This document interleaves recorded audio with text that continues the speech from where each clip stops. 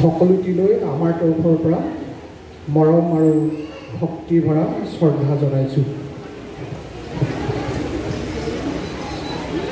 আজিৰ এই সময়কণ আমাৰ বাবে সঁচাই এটা ভাল লগা সময়। এয়া অভিনন্দন অনুষ্ঠান। কিবা শব্দতেই মিঠা মিঠা লগা এটা অনুভূতি জড়িত হৈ থাকে। সুন্দৰপুৰ যুৱ সমাজৰ উদ্যোগত আৰু সুন্দৰপুৰৰ উন্নয়ন সমিতিৰ লগতে সুন্দৰপুৰ মইনা পাৰিজাতৰ সহযোগত আজিৰ এই অনুষ্ঠানত বিশেষভাৱে নিমন্ত্ৰিত শিৱসাগৰ বিশ্ববিদ্যালয়ৰ অসমীয়া বিভাগৰ সহযোগী অধ্যাপিকা ডক্টৰ ৰীতামণি বৰা ডাঙৰীয়ানী, মঞ্চত উপবিষ্ট মোৰ একালৰ শিক্ষক, ৰংপুৰ ছোৱালী হাইস্কুলৰ প্ৰাক্তন প্ৰধান শিক্ষক প্ৰতাপ ডক্টৰ ডাঙৰীয়া, যুক্তলি উচ্চতৰ মাধ্যমিক বিদ্যালয়ৰ অধ্যক্ষ কাঞ্চন বুঢ়াগোহাঁই ডাঙৰীয়া, মোৰ জ্যেষ্ঠ দাদাৰ দৰে ৰঞ্জিত দত্ত ডাঙৰীয়া,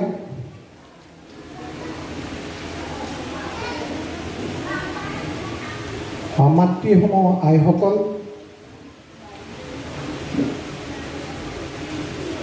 অধ্যয়নৰত ছাত্ৰ ছাত্ৰীসকল,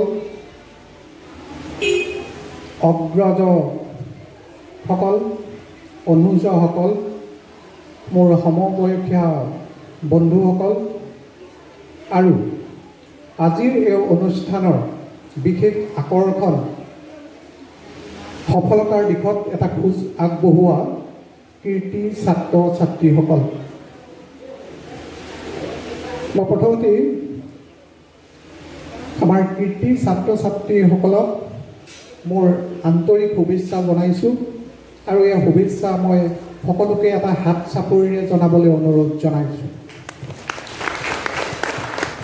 তোমালোকৰ ভৱিষ্যত উজ্জ্বল হওক, তোমালোক আগবাঢ়ি যোৱা, তোমালোকৰ এই আদৰ্শই আমাৰ উঠি অহা প্ৰজন্মক যাতে অনুপ্ৰেৰণা যোগায়, মই তাৰ আশা কৰিছোঁ। মোৰ লগত যোগাযোগ কৰি মোক দুআষাৰ ক'বলৈ সুবিধা দিয়াৰ বাবে সুন্দৰপুৰ বাকী ৰাইজ, বিশেষভাৱে সুন্দৰপুৰৰ যি যুৱ সমাজ, এই যুৱ সমাজৰ বিষয়ববীয়া বা সকলো কৰ্মকৰ্তালৈ মোৰ আন্তৰিক কৃতজ্ঞতা জনাইছোঁ। মোক দুআষাৰ ক'বলৈ ইয়াত নিমন্ত্ৰণ জনোৱা হৈছিলে, মোক এটা দায়িত্ব দিয়া হৈছিলে। সেই দায়িত্বটোকে মই কাৰ্যকৰী কৰিবলৈ ইয়াতে মোক উপস্থিত আছোঁ আৰু আছোঁ মই আপোনালোকৰ মাজত। কিন্তু মই কৈ ভাল লাগিব মই যে গাঁৱৰ ৰাইজৰ মাজত আছোঁ। সঁচাই মোৰ বাবে এইটো এটা খুব ভাল লগা এটা মুহূৰ্ত। ইয়াত যদিও মুখ্য অতিথি বুলি কৈছে, আচলতে অগ্ৰজসকলৰ আগত মই নিজকে মুখ্য অতিথি হিচাপে কোনো ভাষণ দিবলৈ অহা নাই। ইয়াত মাত্ৰ মই মোৰ মনৰ দুই এটা কথা ভাৱ আদান প্ৰদান কৰাৰ এটা চেষ্টা চলাম আৰু যদি সময় সুবিধা হয়, মোক যদি পৰিৱেশে অনুমতি দিয়ে, তেন্তে হ'লে আচলতে মোৰ এইটো ভাষণ হোৱাতকৈ এইটো এটা কথোপকথনহে হ'ব। এই ক্ষেত্ৰত মই ছাত্ৰ ছাত্ৰীসকলৰো সহযোগিতা বিচাৰিম। ইতিমধ্যে গম পাইছোঁ যে মই যোৰহাটৰ পৰা আহিছোঁ, কিন্তু মোৰ কৰ্মস্থান হ'ল গোলাঘাট জিলাৰ দেৱৰাজ ৰয় মহাবিদ্যালয়। এয়া মোৰ বৰ্তমানৰ ঠিকনা। কিন্তু আজি খুব ভাল লাগিব মোৰ স্থায়ী ঠিকনাৰ কথা ক'বলৈ গ'লে মোৰ স্থায়ী ঠিকনা হ'ল সুন্দৰপুৰ গাঁও, জয়সাগৰ, শিৱসাগৰ।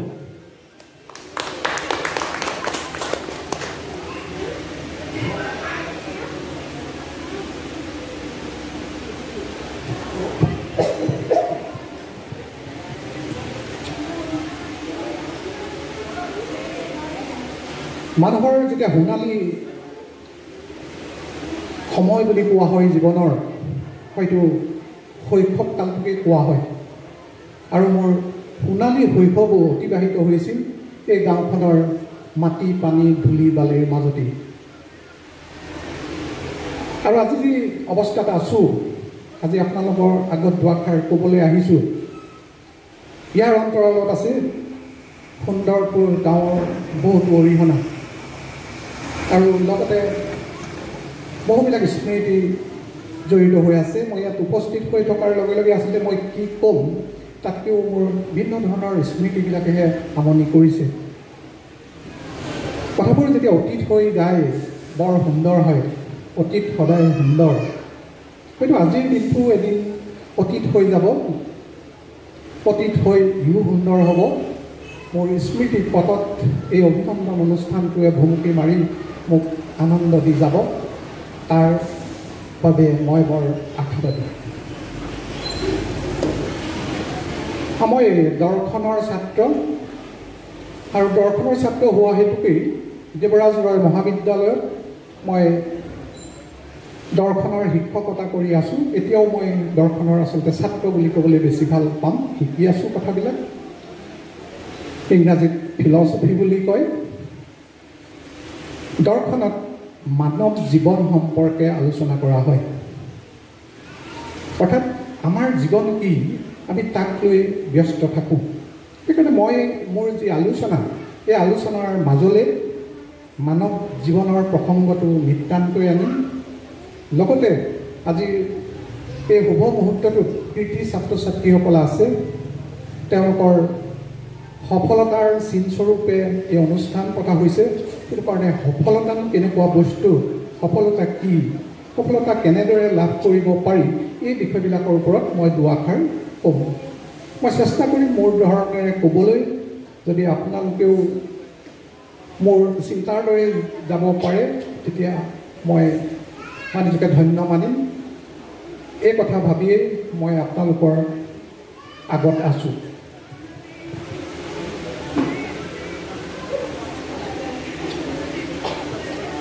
মানৱ জীৱনত বা মানুহ হিচাপে আমি আচলতে কি বিচাৰোঁ? আমাক লাগে শান্তি, আমাক লাগে সুখ, আৰু আমি সফলতাৰ পম খেলোঁ।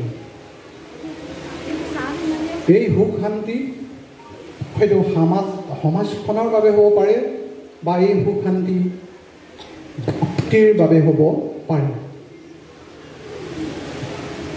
এই যি সুখ শান্তি সফলতা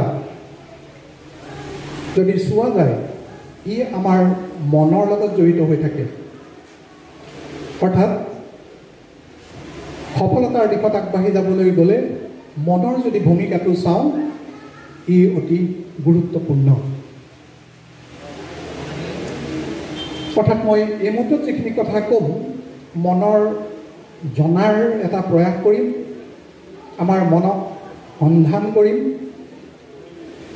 মই যদি প্ৰশ্ন কৰোঁ, আৰু বিশেষকৈ মোৰ বক্তব্যবিলাক ছাত্ৰ ছাত্ৰীক উদ্দেশ্য কৰি কোৱা হ'ব, আমাৰ জ্যেষ্ঠজনেও নিশ্চয় অংশগ্ৰহণ কৰিব, মোৰ ভাল লাগিব, তেওঁলোকেও মোৰ কথাবিলাক উপভোগ কৰিব বুলি মই আশা ৰাখিছোঁ। এতিয়া মই আলোচনা কৰিবলৈ গৈছোঁ আমাৰ জীৱন ধাৰণৰ পথত বিশেষ ভূমিকা গ্ৰহণ কৰা আমাৰ মনটোৰ বিষয়ে।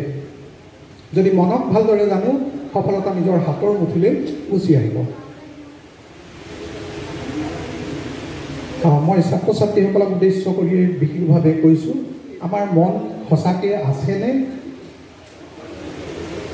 যদি আছে, এটা হাত তালি বজাই দিলে মই ভাল পাম। এই কথাটোৱে এইটোকে নিশ্চিত কৰিছে যে আমি প্ৰত্যেকজনেই মনৰ অধিকাৰী, আমাৰ মন আছে। এই যে হাত তালিটো বজাই দিয়া হৈছে, মই খুব অনুপ্ৰাণিত হৈছোঁ, মই এটা উৎসাহ লাভ কৰিছোঁ, মই কথাখিনি কোৱাৰ বাবে আগবাঢ়িব পাৰিছোঁ। ঠিক তেনেদৰে আপোনালোকে হাত চাপৰি বজাইছে। এই হাত চাপৰিয়ে আপোনালোককো সক্ৰিয় কৰি তুলিছে যে মন কি আমি তাক জনাৰ চেষ্টা চলাম। মন আছে বুলি জানিলেও আমি কিমানে বাৰু প্ৰশ্ন কৰিছোঁ আমাৰ মনটো ক'ত আছে। যদি তেনেকুৱা প্ৰশ্ন কৰোঁ আমি ক'ৰবাত গৈ থমকি ৰৈ যাম যে মন কি? মন আমাৰ দেহত থাকে, আমাৰ দেহক আশ্ৰয় কৰিয়েই মনটো থাকে। আমাৰ দেহৰ কোনটো অংশত থাকে বাৰু এটা যদি অনুমান কৰাৰ প্ৰয়াস কৰোঁ তেতিয়াহ'লে আমি নিশ্চিত হ'ম যে আমাৰ মন ক'ত আছে। মই যদি আমাৰ দেহটো 3টা ভাগত ভাগ কৰোঁ, মই কঁকালৰ পৰা তলৰ অংশত চাওঁ, নিশ্চিতভাৱে সকলোৱে ক'ব তাত মন নাই। মই যদি মোৰ ডিঙিৰ পৰা কঁকাললৈকে এই পজিশ্যনটোত চাওঁ, এনেকুৱা লাগিব যে ক'ৰবাত মন আছে নেকি ইয়াতে। এনেকুৱা লাগে যে ইয়াতেই মনটো আছে, ইয়াত মন নাথাকে, ইয়াত হৃদয় থাকে। কেতিয়াবা তাকেই মন যেন লাগে। তেতিয়াহ'লে আৰু মই 3টা ভাগ কৰিছোঁ মোৰ দেহাটোৰ। ওপৰৰ ভাগ, ডিঙিৰ পৰা ওপৰৰ ভাগটোতে নিশ্চয় মন থাকিব। আৰু মনৰ আটাইতকৈ শৰীৰটোৰ, দেহটোৰ ওচৰ সম্পৰ্কটো থাকে আমাৰ মস্তিষ্ক বা মগজৰ লগত। আমাৰ মনে মস্তিষ্কৰ সহায়ত ইয়াৰ বিভিন্ন ক্ৰিয়াকলাপবিলাক সম্পাদন কৰে বা ইয়াৰ বিভিন্ন ধৰণৰ কাম কৰে মনে মস্তিষ্কৰ সহায় লৈ। এতিয়া তেনেহ'লে মনক বিচাৰিব পৰা হৈছোঁ, আমি মনক অনুসন্ধান কৰিব পৰা হৈছোঁ যে গম পাইছোঁ ইয়াতেই ক'ৰবাত মনটো আছে। কিন্তু মনটোৰ দেখা নাযায়, মনটোক দেখা পোৱা নাযায়। এই কাৰণেই যে মনটোৰ কোনো শৰীৰ নাথাকে, মনটোৰ কোনো দেহা নাই, অৰ্থাৎ ফিজিক নাই। যিবিলাক বস্তুৰ দেহা নাথাকে, শৰীৰ নাথাকে, এটা বডি নাথাকে, তাক দেখা পোৱা নাযায়। সেইটো কাৰণে সেইকাৰণে মন অদৃশ্যমান। আমাৰ শৰীৰটো দৃশ্যমান। মনৰ যিহেতু শৰীৰ নাই, শৰীৰবিহীন হিচাপে মনক দেখা পোৱা নাযায়। তেন্তে মনক আমি কেনেকৈ জানিম? আমি মনক জানিব পাৰোঁ মন আছে। মনে কৰা বিভিন্ন কামৰ জৰিয়তে আমি মনক অনুমান কৰিব পাৰোঁ। আমাৰ মনে বিভিন্ন ধৰণৰ কাম কৰে। ছাত্ৰ ছাত্ৰীসকল, আমাৰ মনে কেনেকুৱা কাম কৰিব পাৰে অকণমান ভাবি চোৱাচোন। যদি ভাবি চাইছা, সেই ভাৱনাৰেই মনটো জড়িত হৈ আছে। আজি মই কথা কৈ আছোঁ ইয়াত, মই চিন্তা কৰিবলগীয়া হৈছে।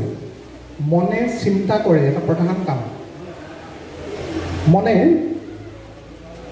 ইচ্ছা কৰে। মনটো ইচ্ছা কৰিছে কাৰণে আমি ইয়াত আজি উপস্থিত হৈ আছোঁ। মনে কৰা আন এটা গুৰুত্বপূৰ্ণ কাম। তৃতীয়তে, মনে অনুভৱ কৰে। আজি যদি মোক সোধা যায় আপোনাৰ অনুভৱ কি, কৃতি ছাত্ৰ ছাত্ৰীসকলক সাংবাদিকসকলে সোধে আগবঢ়াই অনুভৱ কি? অনুভৱ মানে ভাল লগা বেয়া লগাৰ এটা অৱস্থা। এতিয়া আমাৰ ইয়াত কাৰোবাৰ ভাল লাগিব পাৰে, এইটো এটা অনুভৱ, বেয়া লাগিব পাৰে, এইটো এটা অনুভৱ। যদি আজি মোক প্ৰশ্ন কৰে ইয়াত থাকি কেনেকুৱা লাগিছে, মই মোৰ অনুভৱ কি বুলি ক'ম? ছাত্ৰ ছাত্ৰীসকলে অকণমান সহযোগ কৰিলে ভাল পাম। মোৰ আজি কেনেকুৱা লাগিছে? ভাল এটা অনুভৱ হৈছে। মই এইখিনিতে স্পষ্ট কৰিব বিচাৰিছোঁ যে মোৰ অকল ভাল লগাই নহয়, অকণমান বেছি ভাল লাগিছে, বৰ বেছিকৈ ভাল লাগিছে, মোৰ যেন তাৰ নোম থিয় হৈ গৈছে, এনেকুৱা ধৰণৰ এটা শিহৰণ মোৰ গাত জাকি উঠিছে। এই যে শিহৰণ, ইয়াক অনুভৱ বুলি নকৈ আবেগ বুলি কোৱা হয়। আন এটা মনৰ লগত জড়িত শব্দ। চব শব্দ চিনাকি আমাৰ আবেগ হ'ল অনুভৱৰ এটা জটিল অৱস্থা। অনুভৱ এটাই যেতিয়া জটিল অৱস্থাপত্ৰ পায়, ইয়ে হ'ল আবেগ। এতিয়া গম পাইছোঁ আমি নিশ্চয় যে আমাৰ মনৰ মই 3টা প্ৰধান কামৰ কথা ক'লোঁ। চিন্তা কৰা, ইচ্ছা কৰা আৰু অনুভৱ কৰা। সেইকাৰণে মন বুলি ক'লে আমি এটা সংজ্ঞা দিব পাৰোঁ যে চিন্তা অনুভৱ ইচ্ছাৰ যি সামগ্ৰিক ৰূপ ইয়ে হ'ল মন। মই ভাবোঁ ছাত্ৰ ছাত্ৰীসকলে এই সংজ্ঞাটো অন্ততঃ যদি আজিৰ এই সভাৰ পৰা মনত লৈ যাব পাৰে, মই ইয়ালৈ অহা সাৰ্থক হ'ব। মন হ'ল চিন্তা অনুভৱ ইচ্ছাৰ এটা সামগ্ৰিক ৰূপ, এটা সমষ্টি। এই মনটোৱে আমাৰ জীৱনক নিয়ন্ত্ৰিত কৰে, এই জীৱনটোক পৰিচালনা কৰে। তদুপৰি আমাৰ মনত বিচাৰ শক্তি থাকে, বিচাৰ কৰিব পৰাৰ ক্ষমতা থাকে, আৰু বিচাৰ শক্তিতকৈও ওপৰত তাতকৈ উচ্চতম আন এটা শক্তি, যাক আমি বিবেক শক্তি বুলি কওঁ, ইংৰাজীত কনচাইন্স। এই প্ৰত্যেকজনে বিবেকবান। আমাৰ জীৱনৰ গতি পথত যেতিয়া আমি আগবাঢ়ি যাওঁ, তেতিয়া সততেই আমি এখন মনৰ ভিতৰত সংগ্ৰাম লৈ ঘূৰি ফুৰোঁ, আৰু এই সংগ্ৰামটো ক্ষেত্ৰত বিবেক আৰু আৱেগৰ সংঘাত চলি থাকে যিকোনো মুহূৰ্তত। আজি অনুষ্ঠানটোলৈ আহিম নে নাহিম, যাম নে নাযাম, এইটো এটা সংঘাত। এই সংঘাত চলে বিবেক আৰু আৱেগৰ লগত।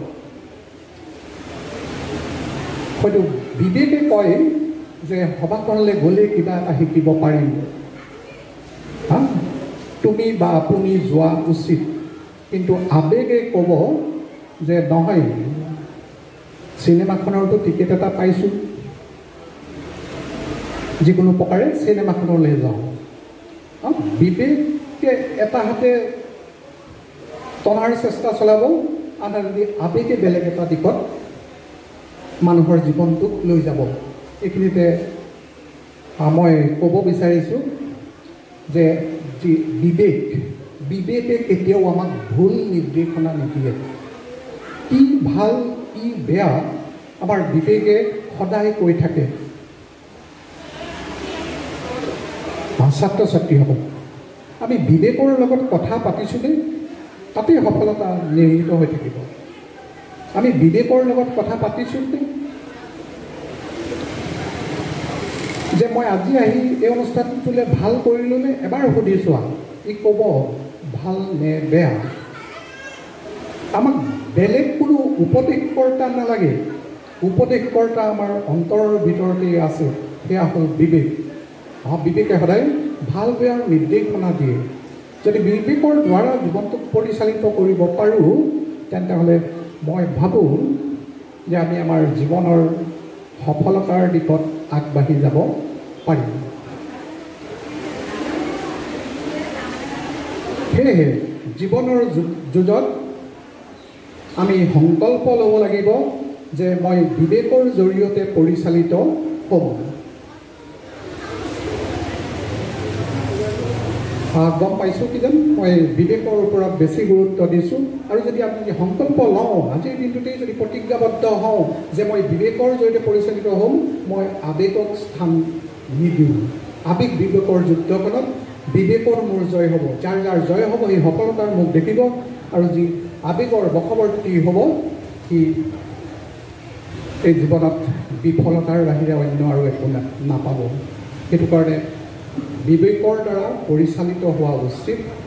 বিবেক সকলোৰে থাকে, মাত্ৰ এবাৰ বিবেকৰ লগত কথা পাতি চালেই হ'ল, মই পঢ়িম নে, মই কৰিম নে, মই কি কৰা উচিত এই মুহূৰ্তত। হয়, এনেধৰণৰ ভগৱানৰ যি দান বুলি কৈছোঁ মই, এই বিবেকক যদি আগস্থান দি আগবাঢ়ি যাওঁ, নিশ্চয় আমি সফলতা লাভ কৰিবলৈ সক্ষম হ'ম।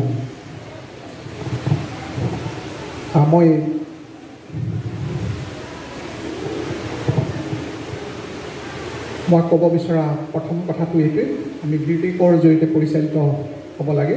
মই সময় আছে বুলি ভাবিছোঁ। মই নেক্সট আন দুটামান কথা উল্লেখ কৰিব বিচাৰিছোঁ। যিহেতু মই কৈছিলোঁ যে আমি সফল কেনেকৈ হ'ম বা সফলতা কি, এই সফলতা বা আমি সফল কেনেকৈ হ'ম, এইখিনি ক'বলৈ যাওঁতে মই ক'ম ভগৱানে দিয়া আমাৰ প্ৰতি কিছুমান দান, ভগৱানে আমাক কিছুমান দান দিয়ে, কিছুমান উপহাৰ দিয়ে, ইংৰাজীত গিফ্ট দিয়ে। ভগৱানৰ বহুকেইটা গিফ্ট বা উপহাৰ আছে, যিকেইটা উপহাৰ প্ৰত্যেকজন ব্যক্তিকে ভগৱানে হাত ধৰি নিদিয়ে, সমানভাৱে দিয়ে। এই উপহাৰকেইটাক আমি জীৱনৰ বাটত কেনেকৈ লগাইছোঁ তাৰ ওপৰত নিৰ্ভৰ কৰিব জীৱনৰ সফলতা। ভগৱানে দিয়া প্ৰথমটো সম্পদ বা প্ৰথমটো পুৰস্কাৰ হিচাপে মই ক'ব বিচাৰিছোঁ সময়। মোক আজি যিমান সময় দিছে, তোমাক যিমান সময় দিছে, আপোনালোকক যিমান সময় দিছে, টাটা, বিৰলা, বাটা, আদানী, আম্বানীৰ দৰে ধনী মানুহকো সিমানেই সময় দিছে। এটা দিনত 24 ঘণ্টা সকলোকে ভগৱানে সমানে দিছে, কাকো হাত ধৰা নাই। মই ছাত্ৰ ছাত্ৰীসকলক কৈছোঁ, তোমালোকৰ বাবেও একেই। বছৰেকত 365 দিনেই আহিব।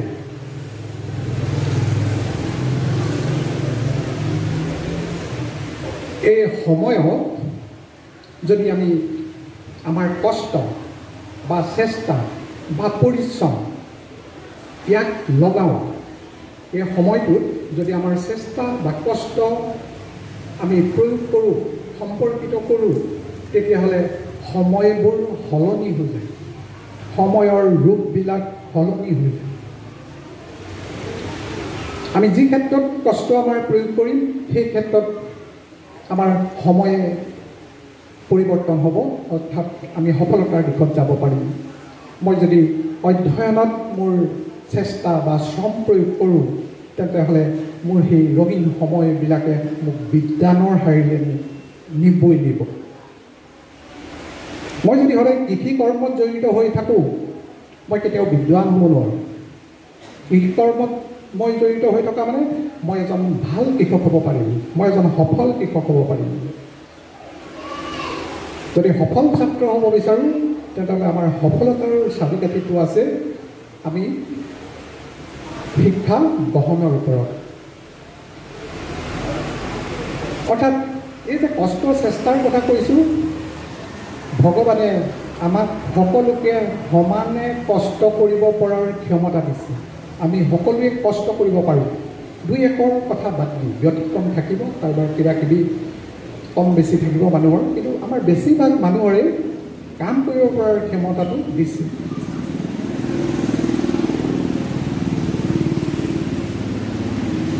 এই কষ্ট আৰু সময়, এই দুয়োটাক যদি আমি আমাৰ জীৱনত আৰু এটা বস্তুৰ সংযোগ কৰি দিওঁ, সফলতা আমাৰ তেনেই ওচৰ চাপিব। সেই বস্তুটো কি হ'ব পাৰে? কষ্ট কৰিছোঁ, নিৰ্দিষ্ট সময়ত কৰিছোঁ, তাৰ লগত আৰু এটা বস্তু যদি সংযোগ কৰি দিয়া হয়, তেতিয়াহ'লে সফলতা আমাৰ হাতৰ মুঠিলৈ আহিব বুলি কৈছোঁ। সেয়া হ'ল আমাৰ বুদ্ধি। বুদ্ধিও ঈশ্বৰে সকলোকে সমানে দিছে। এইবিলাক ঈশ্বৰৰ দান বুলি মই কৈছোঁ। যদি বুদ্ধিৰ জৰিয়তে আমাৰ চেষ্টাটোক আগবঢ়াই নিওঁ, তেতিয়াহ'লে আমি সফলতা আমাৰ নিশ্চিত। মই বুজিছোঁ বুলি ভাবিছোঁ। মই ইতিমধ্যে কৈছোঁৱেই, মই এইটো ভাষণ নহয়, মই মোৰ এটা ধাৰণাৰ পিছে পিছে খেদি ফুৰিছোঁ। ভাল লাগিলে গ্ৰহণ কৰিব পৰা যাব। কষ্ট কৰিছোঁ, বুদ্ধিও লগাইছোঁ, সময়ৰ উপযোগ কৰিছোঁ, মই নিশ্চয় সফলতাৰ দিশত যাব পাৰিম। কিন্তু তেতিয়াও সফলতা ইমান সহজভাৱে নাহে, যদিহে আন এটা দিশত আমাৰ ভুল হৈ যায়। মই গোলাঘাট যামগৈ, মই জয়সাগৰ হৈ যাম, গৌৰীসাগৰ পাম, এনেদৰে গৈ থাকিম। মই পশ্চিম ফালে যাম, মোৰ প্ৰথম কিবা কাৰণত মই যদি পূবৰ দিশ লৈ লওঁ, মই বগীদল, মেছাগৰ, নাজিৰা পামগৈ। যাব লাগে গোলাঘাট।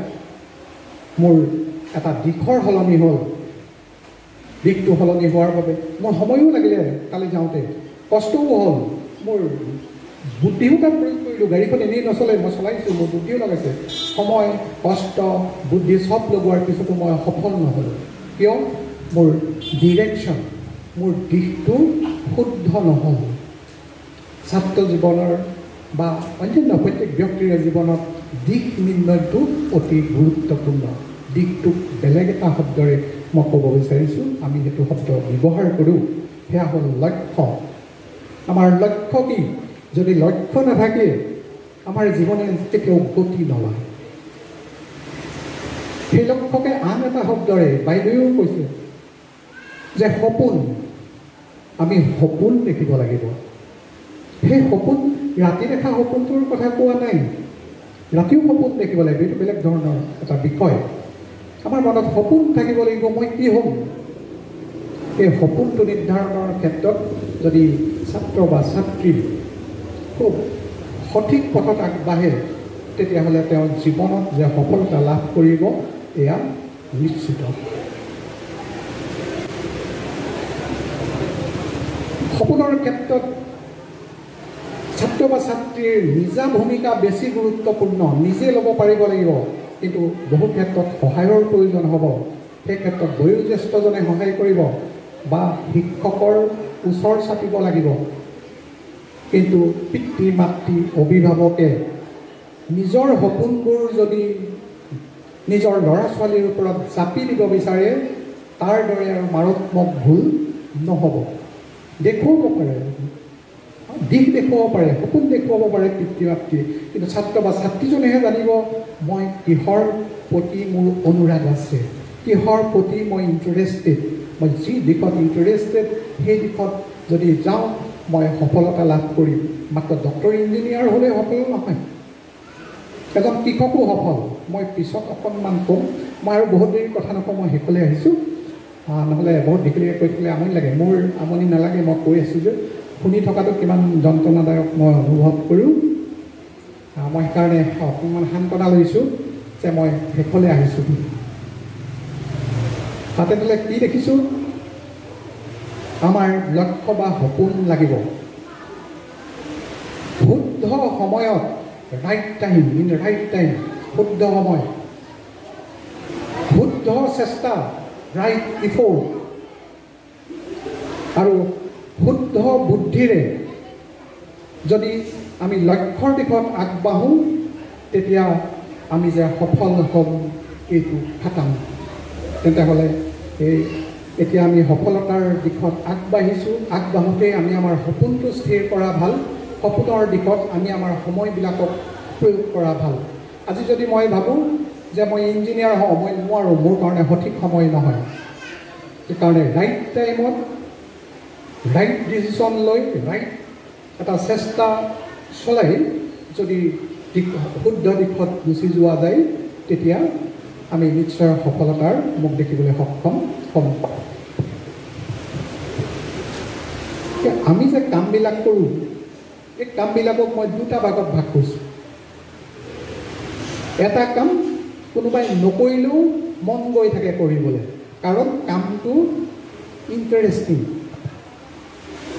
আৰু এনে কিছুমান কাম আছে যিবিলাক কাম আমাৰ কৰিবলৈ মন নাযায়, ছাত্ৰ ছাত্ৰীয়ে হওক বা আমাৰ বয়োজ্যেষ্ঠসকলেই হওক। কিছুমান কাম আমাৰ এনেই কৰিবলৈ মন যায় আৰু কিছুমান কাম আমাৰ কৰিবলৈ মন নাযায়, আমি কষ্ট কৰিব লাগে। ল'ৰা ছোৱালীহঁতক মোবাইলটো চাগে যা বুলি ক'ব নালাগে, পিটিক পিটিক ক'ৰবাত মেছেজ আহিছে নেকি। আজিকালিতো কলেজৰ ক্লাছবিলাকতো পুতুককৈ মেলি চায় কিবা আহিছে নেকি, তাৰমানে ইমান ইণ্টাৰেষ্টিং। আজিকালি ক্লাছৰুমতহে অলপ ল'ৰা ছোৱালীয়ে কথা পাতে, কিজানি ঘৰত কথা নাপাতে, কিজানি মোবাইল ইউজ কৰে। মোবাইল যিমানে ইউজ কৰিবা ভাল দিশত ইউজ কৰিলে খুব ভাল। সেইটো এটা বেলেগ ধৰণৰ আলোচনা হ'ব, মই তাৰ পৰা আঁতৰি আহিব বিচাৰিছোঁ। মই এইটোৱে ক'ব খুজিছোঁ, কামবিলাকক মই দুটা ভাগত ভাগ কৰিছোঁ। কিছুমান কাম ভাল লগা কাম, কোনোবাই নকৰিবি বুলি ক'লেও কৰি থাকিবলৈ যোৱা কাম, চিনেমাখন চাবলৈ, ক'ৰবাত কিবা কিবি কৰিবলৈ, মানে মোবাইলটো চাবলৈ তোমাৰ খুব মন যায়। মনত ৰাখিবা, এই কামবিলাকে কোনো সফলতা নানিব। এই কামবিলাকে আনন্দৰ খোৰাক যোগাব। এইবিলাক কাম মনোৰঞ্জনৰ কাম, এই কামবিলাকে এণ্টাৰটেইনমেণ্ট দিয়ে।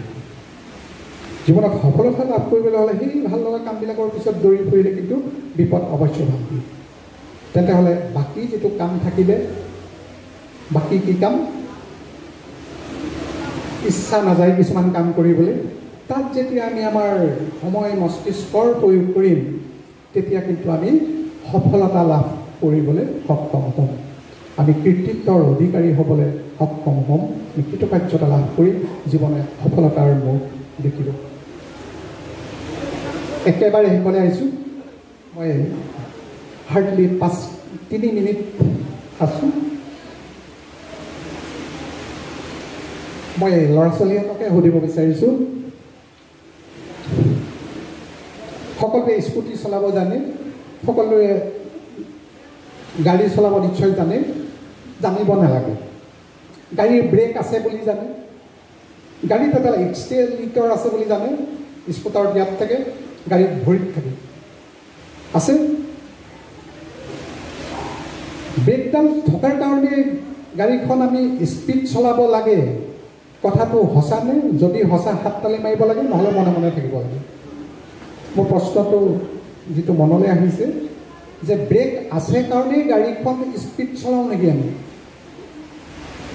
চলাওঁ নেকি কোনোবাই মুখেৰে ক'লেও মোৰ ভাল লাগিব ব্ৰেক থকাৰ কাৰণে আমি স্পীড চলাওঁ নেকি গাড়ীখন নিশ্চয় নচলাওঁ উত্তৰটো মই বিৰোধিতা কৰোঁ মই কওঁ নহয় ব্ৰেকডাল থকাৰ কাৰণে আমি গাড়ীখন স্পীডত চলাওঁ কাৰণ ব্ৰেকডালে নিয়ন্ত্ৰণ কৰিব মই কাৰোবাক খুন্দা মাৰি নিদিওঁ মই বহুত স্পীডত গাড়ী চলাওঁ চকা খোল খাই গ'লে বেলেগ কথা চকা খোল খাই যাব পাৰি এইটো বেলেগ ধৰণৰ কথা কিন্তু চকা খোল নোপোৱালৈকে মই গাড়ীৰ এক্সিলেটৰ পালি পূৰা দবাওঁ চলাওঁ কাৰণ মোৰ বিশ্বাস আছে মোৰ ব্ৰেকডাল আছে হয়নে ব্ৰেক নথকা গাড়ীত কোনোবা উঠিবা নেকি নুঠা তুমি জানা যে গাড়ীখনত ব্ৰেক নাই কেতিয়াও কোনেও স্পীড নচলায় খুন্দা মাৰি দিব কোনোবা এখন গাড়ী লাহে লাহে চলে সেইখন পাছত আমি উঠিম নেকি নুঠো আমি মানুহবিলাকো এখন গাড়ী সদায় চলাই থাকোঁ আৰু সেই গাড়ীখন হ'ল এইখন গাড়ী মই এতিয়া চলাই আছোঁ আমাৰ দেহটোৱে এখন গাড়ী হয় এই গাড়ীৰ ব্ৰেকডাল আছে মই আৰম্ভ কৰা মনত মোৰ মানৱৰূপী এই গাড়ীখনৰ এক্সিলেটৰডাল আছে মনত মোৰ যদি ব্ৰেকডাল ঠিক হয় অৰ্থাৎ মই যদি যি কথাত গুৰুত্ব দিব লাগে তাতহে গুৰুত্ব দিওঁ গাড়ীখনত যেনেকৈ খলাব পৰা ৰাস্তা থাকিলে ব্ৰেক মাৰোঁ ঠিক তেনেদৰে যদি মোৰ মনটোক নিশ্চিত কৰি মই বেয়া কামৰ প্ৰতি বাৰে বাৰে ব্ৰেক মাৰি মোৰ যদি এক্সিলেটৰ পকাই দিওঁ সেই গাড়ী এক্সিডেণ্ট নকৰে এইখন গাড়ী এক্সিডেণ্ট কৰিব পাৰে কিন্তু যেতিয়া মনক আমি নিয়ন্ত্ৰণ কৰিব পাৰিম তেতিয়াহ'লে আমি আমাৰ সফলতাৰ দিশত আগবাঢ়ি যাব নিশ্চয়কৈ পাৰিম মই হৈছে মই শেষ কৰিম বুলি কৈছিলোঁ তোমালোকৰ গাড়ীখন চলাবলৈ যত্ন কৰিবা মন কি তাক জানিবলৈ চেষ্টা কৰিবা বিবেকৰ জৰিয়তে পৰিচালিত হ'বলৈ যত্ন কৰিবা ব্ৰেকডাল টান কৰিবা ইমান লুজ কৰি এৰি নিদিবা মনৰ ব্ৰেকডালৰ কথা কৈছোঁ ব্ৰেকডাল অলপ ভাল সময়ত ধৰিবা আৰু ইটো সময়ত যিমান পাৰা এক্সিলেটৰ দিবা পৃথিৱীখন বৰ দ্ৰুত গতিত গৈ আছে মই লাহে লাহে গৈ থাকিলে লগ নাপাম মই আগবাঢ়ি যাবই লাগিব একেবাৰে শেষলৈ আহিছোঁ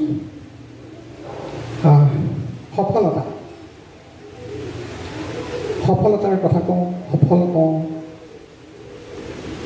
সফলতা এটা ধাৰণা সফলতা এটা ঢুকি নোপোৱাৰ ধাৰণা সফলতাৰ কোনো শেষ বিন্দু নাই সাকচেছ হেজ ন' ডেষ্টিনেশ্যন আজি পৰীক্ষাত উত্তীৰ্ণ হোৱা মানে সফলতা লাভ কৰিলে তেনেকুৱা নহয় আজি মই শিক্ষক হ'লোঁ মানে মই সফল হৈ গ'লোঁ কথাটো তেনেকুৱা নহয় বুলি মই ভাবোঁ মানুহে জীৱনত সফল হ'বলৈ হ'লে যি বৃত্তিতেই নাথাকক ছাত্ৰই হওক শিক্ষকেই হওক প্ৰশাসনিক বিষয়াই হওক বা এজন কৃষকেই হওক বা এজন ব্যৱসায়ীয়ে হওক সফলতাৰ লগ নাপায় সেই সফলতা এটা ধাৰণা সেই সফলতা পাবলৈ আমি সদায় চেষ্টা চলাই থাকিব লাগে কেনেকৈ চেষ্টা চলাম আমি সেই ক্ষেত্ৰখনত ন জ্ঞান আহৰণৰ প্ৰচেষ্টা চলাব লাগে মই যদি আজি শিক্ষক বুলি বহি থাকোঁ মই যদি একো নকৰোঁ তেতিয়া মোৰ জীৱনত সফল বুলি ক'ব পৰা নাযায় মই কিমান শিকিছোঁ প্ৰত্যেকটো মুহূৰ্ততেই মই শিকিব পাৰিছোঁ নে নাই এইটো বৰ জৰুৰী কথা বাইদেৱে তুলনা কৰিবলৈ মনা কৰিছে তেখেতৰ ভাষণত। আমি যিটো কাম কৰোঁ বাইদেৱে সঠিক কথা কৈছে, আমুকৰ ল'ৰাই ইমান পালে তই কি কৰিছিল। মই কওঁ বাইদেৱে কোৱাটো একেবাৰে সঠিক কথা, মোক বুজিবলৈ যত্ন কৰিব লাগিব যে তুলনা কৰিব লাগে আনৰ লগত নহয়, নিজৰ লগত। মই আগতে কি আছিলোঁ, মই নতুন কথা শিকি শিকি আগবাঢ়ি গৈ যাব পাৰিছোঁনে, মই সফল হ'ব পাৰিছোঁনে? তুলনাটো সদায় নিজৰ লগত তুলনা কৰিব লাগে, আনৰ লগত নহয়। অভিভাৱকসকলো সতৰ্ক এই ক্ষেত্ৰত হোৱা ভাল। বাইদেউ খুব সুন্দৰভাৱে কৈছিল। মই মাত্ৰ এইটোৱে ক'ব বিচাৰিছোঁ যে নিজৰ ভিতৰত মই কিমান সফল হৈছোঁ, যি হিচাপ কৰে, যি চাই, যি মনটোক সুধি চাই, মন অবিহনে জীৱন কেতিয়াও সফল হ'ব নোৱাৰে। নিজক সুধি চাব লাগে, মই আগৰ অৱস্থাটোতকৈ অলপ উন্নত হৈছোঁনে, তেতিয়া মই হৈছোঁ। মই ইতিমধ্যে কৈছোঁ এজন কৃষকো সফল হ'ব, সকলো মানুহ লাগিব, অকল পঢ়া শুনা কৰি পাৰ্টিকুলাৰ পজিশ্যনত থাকিলেই নহ'ব। আজি আমি সকলোৱে যদি ভাষণ বা আমি শিক্ষক হৈ থাকোঁ, চাউলকেইটা কোনে যোগান ধৰিব? কৃষকজনে যোগান ধৰিব। সকলোকে সন্মান কৰিবলৈ শিকিব পাৰিব লাগিব। তেওঁ প্ৰত্যেকজন মানুহৰে গুৰুত্ব আছে সমাজখনত। গতিকে কৃষকজনৰ কথা কৈছোঁ, কৃষক এজনো সফল হ'ব পাৰে সদায়। আৰু গৰুকেইটাৰে যদি হালেই বাই থাকে পুৰণা পদ্ধতিৰে, কথাবিলাক তেনেকুৱা নহয়। এতিয়া যদি নতুন নতুন জ্ঞান আহৰণ কৰি কৃষি কৰ্মটোত আগবাঢ়ি যাব পাৰে, তেতিয়া সেইজনেই হ'ল সফল কৃষক। মানে কৃষক বহুত থাকে, সফল কৃষক হ'বলৈ কষ্ট কৰিবলগীয়া হয়। জীৱনৰ প্ৰতিটো মুহূৰ্ততে সফল হ'বলৈ হ'লে নিজৰ অৱস্থাটোক অলপ আগলৈ লৈ যোৱা ভাল।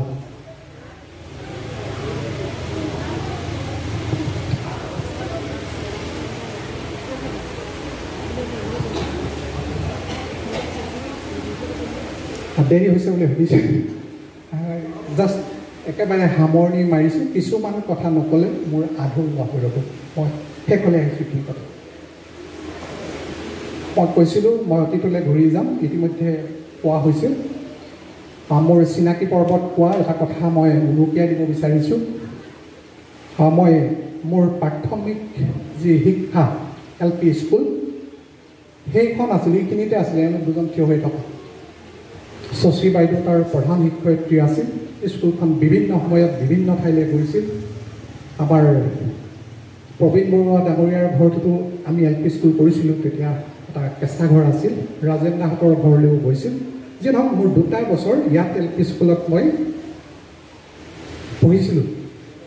এইখিনিতে হয়তো টিউবৱেল এটা আছিল। মই অহাৰ পৰা সেইটোকে চাই আছোঁ। আগতে টিউবৱেল এটা আছিল, বহাগ মাহত পানী ওলায়, কেঁচেমা কেঁচেম গোন্ধ, ONGCৰ অইলৰ গোন্ধ। তাক আমি খাইছিলোঁ। আজি ইয়ালৈ সোমাই বা যেতিয়াই মই ইয়ালৈ নাহোঁ, এই অনুভৱটো মোৰ খুব হয়। ইয়াতে আছিলোঁ।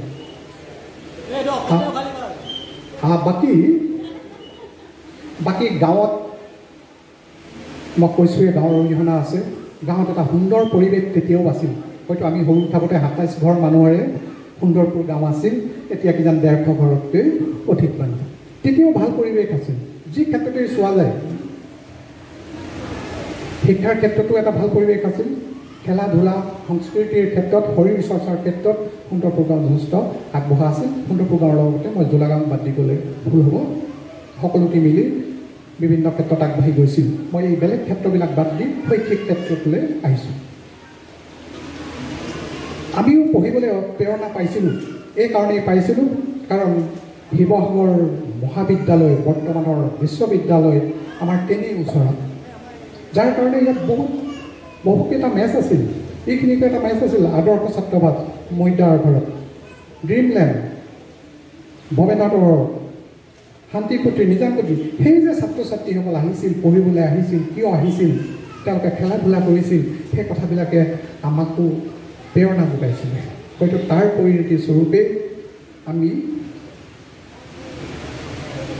আগবাঢ়িছিলোঁ জীৱনৰ বাটত। কাৰোবাৰ সফলতাত ঘৰখনৰ ভূমিকা থাকে, সমাজখনৰ ভূমিকা থাকে, পৰিৱেশৰ ভূমিকা থাকে। আৰু বৰ্তমান সময়খিনিতো মই এই পৰিৱেশ স্বাভাৱিকতে দেখিবলৈ পাইছোঁ। ছাত্ৰ ছাত্ৰীসকল সহজে আগবাঢ়ি যাব। আৰু এই ক্ষেত্ৰত মোৰ ছাত্ৰ জীৱনত বিভিন্নজন ব্যক্তিৰ প্ৰেৰণা ইয়াত নিৰ্হিত হৈ আছে গতিকে যাৰ কাৰণে মই আজি কথা কৈ আছোঁ মোৰ ওচৰতে বহি আছে প্ৰতাপ দা বুলি মাতোঁ মই প্ৰতাপ দত্ত ডাঙৰীয়া বুলি কৈছোঁ এই মুহূৰ্তত আনুষ্ঠানিকতা ৰক্ষা কৰি প্ৰতাপ দা মোৰ অন্যতম এজন গুৰু যি অংকই নহয় বিজ্ঞানো শিকাইছিলে সেইকাৰণে তেওঁক এই মুহূৰ্তত ৰাইজৰ সন্মুখত মই কৃতজ্ঞতা জনাইছোঁ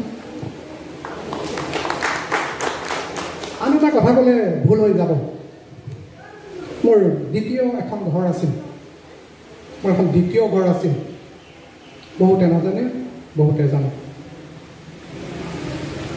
সেই ঘৰখন মোৰ বাল্য বন্ধু অজয়হঁতৰ ঘৰ পোচাকী নাম অমল জ্যোতি দত্ত সেই ঘৰতে কুঁৱলী ফালি আহিছিলোঁ তেতিয়া কুঁৱলী বেছি আছিল নেকি দাড়ি চাৰি এনেকৈ লাগি আহে আৰু যে ৰাতিপুৱা 5:30 বজাতে গুচি আহোঁ ইয়াত কিবা টিউশ্যন বুলি নহয় আমাৰ অজয়ে স্কুললৈ নাযায় ঘৰত পঢ়ে ঘৰতেই পঢ়ি এতিয়াহে স্কুলত পঢ়ে ডাইৰেক্ট কলেজেই পঢ়িছে আৰু তাৰ সংগী হিচাপে মই আছিলোঁ সেইখন ঘৰ যদি মই নাপালোঁহেঁতেন মই এনেকৈ কথা ক'ব কেতিয়াও নোৱাৰিলোঁহেঁতেন মই সেই মুহূৰ্তত মোক সেই ক্ষেত্ৰত আগবঢ়াই নিয়া প্ৰয়াত নৰেন্দ্ৰ নাথ দত্ত আমি বেলেগ এটা নামেৰে জানো মই নামটো ক'লে গম পোৱা হৈছে অজয়ৰ দেউতাক তেওঁকো এই অৱস্থাত মই এটা সন্মান জনাইছোঁ তেওঁলোকৰ আশীৰ্বাদ অবিহনে মোৰ এই সফলতা মই অলপ সফল হৈছোঁ কিজানি এতিয়াও কৰি আছোঁ চেষ্টা কৰি আছোঁ যেতিয়ালৈকে পাৰোঁ চাই গৈ থাকিম কিন্তু মই পুনৰবাৰ সেই ঘৰখনত ৰাজহুৱাভাৱে মোৰ কৃতজ্ঞতা স্বীকাৰ কৰিছোঁ কোনো কাৰণতে মই এই মানুহটো হ'ব নোৱাৰিলোঁহেঁতেন জীৱনত এটা পৰিৱৰ্তন আহিছিল পৰিৱেশ আৰু আজি সুন্দৰপুৰ যুৱ সমাজেও যি পৰিৱেশ সৃষ্টি কৰিছে এই পৰিৱেশে আমাৰ উঠি অহা ছাত্ৰ ছাত্ৰীসকলক অনুপ্ৰাণিত স্বাভাৱিকতে কৰিব তেওঁলোকে নতুন নতুন ধাৰণাৰে এনেকুৱা ধৰণৰ অনুষ্ঠানৰ যি আয়োজন কৰিছে এই ক্ষেত্ৰত তেওঁলোকে সফলতা লাভ কৰিছে বুলি মই নিশ্চিতভাৱে ক'ব পাৰোঁ সেইকাৰণে পুনৰবাৰ তেওঁলোকক মোৰ আন্তৰিক মৰম তথা কৃতজ্ঞতা জনাইছোঁ আৰু আজিৰ এই অনুষ্ঠান আমাৰ গাঁৱৰে মেধা যুৱক ময়ূৰ ৰাজ দত্তৰ সোঁৱৰণত অনুষ্ঠিত হৈছে ময়ো শ্ৰদ্ধাৰে সোঁৱৰিছোঁ এইকেইটা কথাৰে মই অলপ সময়ৰ পিছত গাঁৱৰ পৰা যাত্ৰা আৰম্ভ কৰিম ধন্যবাদ নমস্কাৰ